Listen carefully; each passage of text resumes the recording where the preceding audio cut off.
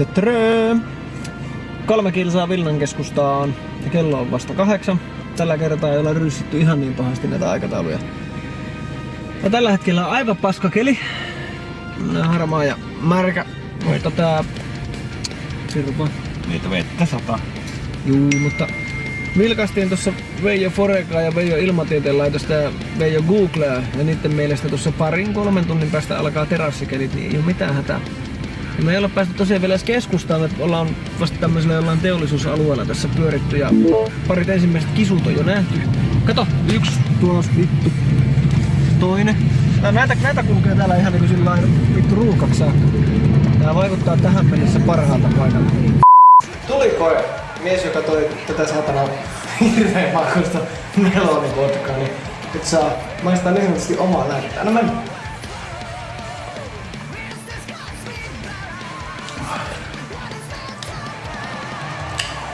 Ei se hyvä oo. Ei oo kyllä. Mä tein potkassu. Tiku takas. Kyllä se jonkun verran niinku tuntuu tuolla, mutta ei se hyvä ole. Ei se kyllä ole. Alkoholin väärinkäyttöä. Varoituksen sana. Tällainen brändi, Liettuania vodka, makuna meloni. Hunajameloni. Ei kannata. Ei kannata. Vaikka on alle 5 pottu. Tyydi. Tuolla yksi rantaleijona valmistautuu kohtaamaan missä vitus Vilnan naistarjonna, mutta täältä löytyy tämmönen lippulappu tältä huoneesta, että Free Wifi Zone. Ja pikku googlettelun jälkeen selvisi, että tää on vittu koko kylässä ilmanen wifi, mikä on aika jees. Mut katsotaan nyt tekeekö sillä vitun netillä mitään, koska olisi aika kiva pystyä striimaamaan vaikka suoraan live-lähetystä teille tuolta. Niin katsotaan. Ei vittu, eihän tää... saatana.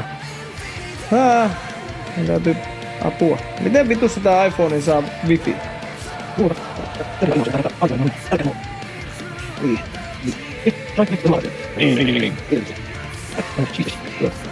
Mekin. Jauhaa konetti. Tiukkoa valmistautumista. Ping. Pingi se. Oi vittu. 50 megaa sisään. No okei, vähän laskee. 37 sisään. Pihalle näyttäisi lähteä saman verran. Täällä on jumalata ihan käyttökelpoinen interwebbi. Tultiin just tähän Vilnan keskustaan, tai oletetaan, että me nyt päädyttiin about keskustaan. Ja on tää kyllä huikea paikka. Siis laskeskeltiin, että semmonen keskimäärin joka 5. nainen, joka tulee vastaan, niin on niinku joko ihan vitumoinen kissa tai ainakin niinku voi sanoa kissaksi. Meillä on tässä missiona, täällä vähän pyörii ympäriinsä ja ajateltiin nyt aloittaa tää sillä, että etsitään baari, joka me nähtiin taksi-ikkunasta, mennään sinne istuu, tehdään pieni googletus, että mihin me mennään. Katsokaa, nyt tuollakin on kissa. Niitä vaan niinku vilisee täällä. Merkillistä. No mut hei, palataan kohta, kun me keksitään mihin me mennään. Me kerrotaan se sitten teillekin. Aloituspaikka on löytynyt. Nimittäin terassi, joka on täynnä jengiä, niin se on väkisin hyvä meininki. Tässä nyt sattuu olla sitten myös vieressä joku tämmönen Eden Club, Night Club, missä vilkkuu tommosella ledivaloilla toteutettu neitokainen siinä. Ja itse asiassa sen edestä kävelee tällä hetkellä 2 aivan hirveän hyvän näköistä kissaa. En tiedä näkyisikö tää sinne. Ei saatana sattaa, mutta mennään vähän lähempää kattoon. Ja lisää vaan tulee. On tää herranjumala, tää on meidän kaupunki. Tää on nyt saman tien jo 3 pistettä, vaikka ei vielä mitään tapahtunutkaan. Palataan kohta. Noniin, nyt näyttää taas pykälää paremmalta. Viimeinkin seurattiin siinä tässä vähän aikaa 2-4 persettä ja yritettiin katsoa, että minne ne menee. Jos oltais saatu hyvä vinkki, että minne kanteen mennä, mutta sitten me päätettiin koittaa toisenlaista lähestymistapaa ja tultiin istumaan tämmöiseen kivaan pikku terdeen. Ja kysyttiin tuolta ihan huomattavan, ihan kivan näköiseltä baarityttöseltä, että minne täällä nyt kannattaa mennä. Ja hän osasi kertoa, että tuolla on semmonen 2 kadun pätkän osuus, missä on niinku kaikki parhaat baarit. Eli Vilna Street ja sitten Iceland Street. Me lähdetään nyt sitten näitten jälkeen tsiikaamaan sinne. Ruvetaan lähestyy. Pikkuhiljaa. Tuolla on jotakin actionia. Ja tästä oikeastaan alkaa nyt tää katu, mistä toi Mimmi tuolla baarissa puhuu. Me lähdetään tästä nyt vielä tonne oikealle. Siellä on pari jotain kissaa penkillä. Mut lähdetään tonne päin. Ja sieltä pitäisi löytyä meidän ensimmäinen baari, mihin mennään. Hei jumalauta, kato, se meni ainakin 4 kissaa rivissä tulla edessä. Kissalauma. Kissalauma. Täällä niitä vaan niinku puskee porttikongeista pihalla, ei niinku pysty ymmärtämään. Mutta oli ihan siistin näköistä tossa käveltiin tommosten tosi vanhojen rakennusten läpi. Ja ei jumala, kato nyt. Tää on niinku... Meidän länsinaapurissa varmaan sanottaisiin nyt, että Massorav kissalla. Massorav kissalla. Ja kun siis täällä ei oo sitä ongelmaa, mikä just Juhis sanoi, että ei oo sitä ongelmaa kuin Ruotsissa, koska täällä nämä miehet on ihan vittu susirumia. Niin täällä on niinku joku sauma päästä keulimaan itekin. Eli tässä on nyt tää Vilna Street. Ollaan nyt päästy kohta puoliväliin kävelemään. Tää vaikuttaa aika jees. Täällä on terassit täynnä torstai. Niinku baarit on aika täys. Torstai-ilta. Gentleman's Club löytyy tosta. Se on auki 6 saakka aamulla. Voidaan käydä selvittämässä hinnat vähän myöhemmin, mutta me jatketaan vielä tänne katua vähän eteenpäin, niin me nähdään mitä täällä tapahtuu. Mut sen vaan sanon, että tänne kyllä varmaan niinku voin kuvitella vaan mitä se on viikonloppuna, koska tää on ihan älytöntä ja nyt tää niinku naisten määrä ja niitten laatu.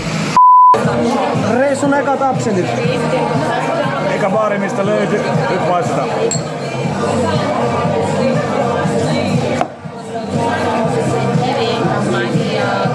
Semmonen salmiakin pipareja. Joo, aika vahvasti aniksinen. On joo, mutta ei sillä lailla pahalla tavalla. Sanoisin, että erinomainen. Aika jees tämmöseks niinku anistitoseksi. Tulee itse asiassa pikkupotku. Kyllä tulee absintipotku, on koiroat seassa. On. Suosittelemme. Absintin nauttimisen jälkeen suurvisiiri Ruuska onnistui bongaamaan baarin pihalta joukkion hyvännäköisiä neitokaisia.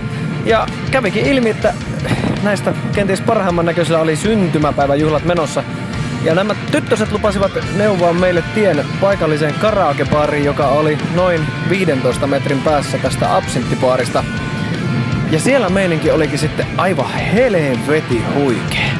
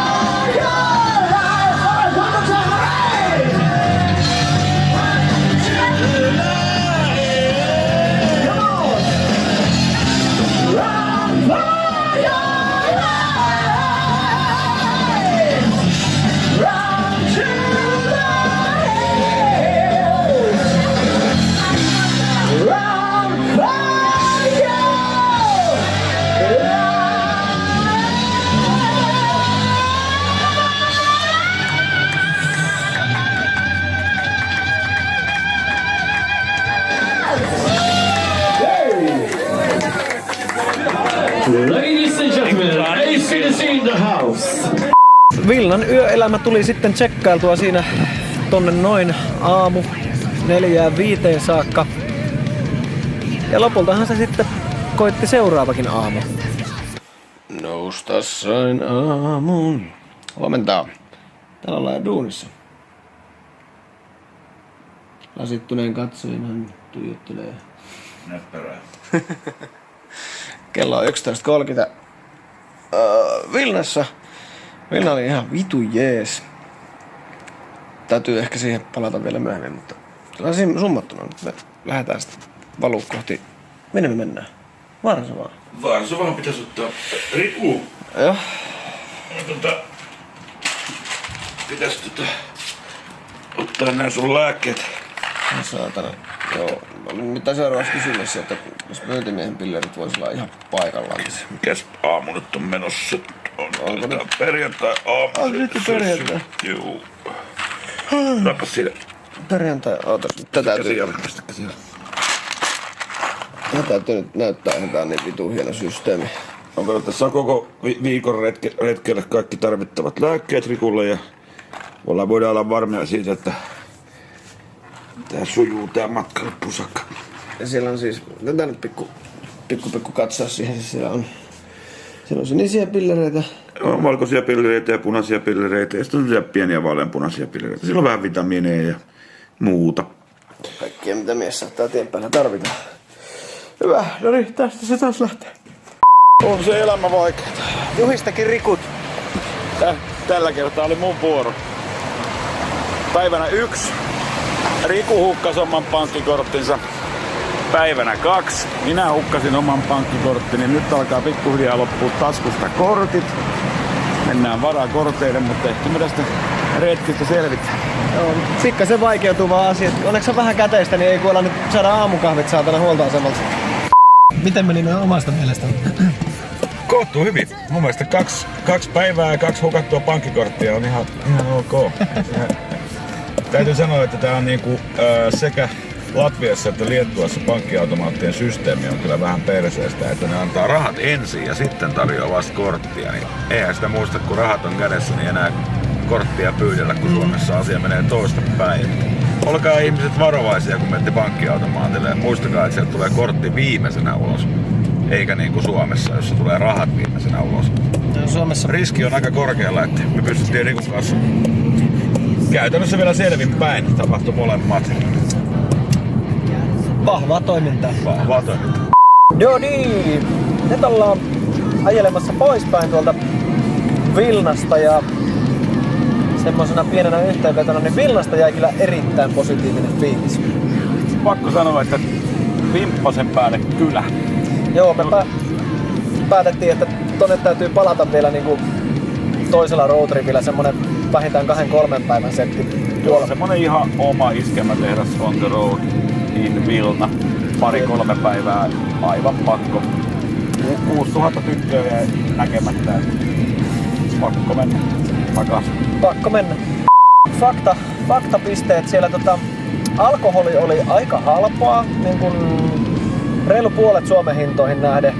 Et jos baarissa nykäs parit siidut ja kaljat, niin siitä selvisi aika halvalla.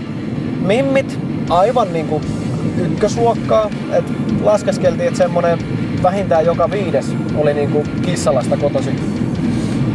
Ja mitäs muuta? Maksullisten naisten hintataso reilusti halvempi kuin Riikassa. Et muutama eskorttipalvelu tuossa niinku pikaisesti vilkastiin läpi, että hintahaitari on sieltä niinku 50-250. Mut se yläpään ne 250 naiset oli sit semmosia niinku ei tästä maailmasta. Pisteytys saattais nyt niinku Vilnan osalta tällä yhden illan kokemuksella niin mennä sinne 8/10. 8/10 ei uskalla vielä antaa enempää, kuin ei tiedä, jos tulee vielä parempia kaupunkeja vastaan, että 8 pistettä. Kyllä, mutta Vilna ehdottomasti kannattaa pysähtyä, jos suunnittelee miesporukalla matkustamista. Me ainakin suositellaan. Ehdottomasti. Seuraavaksi me täräytetään Puolaan. Puola ja Varsova on tämän illan yöpaikka ja saa nähdä mitä Varsovassa tapahtuu. Se on perjantai-ilta ja Varsova, se voi olla mielenkiintoinen seikka. Joo, mä just tossa Juhikselle sanoin, että tänään täytyisi ottaa sillä vähän easimmin, että huomenna on Woodstockin veto, että pitäisi ääntä lähteä vielä miehestä ja Jussi vaan sillä ajattelitko oikeesti, että onnistuu perjantai-ilta ja Varsovassa vetää easisti. Voi veljet.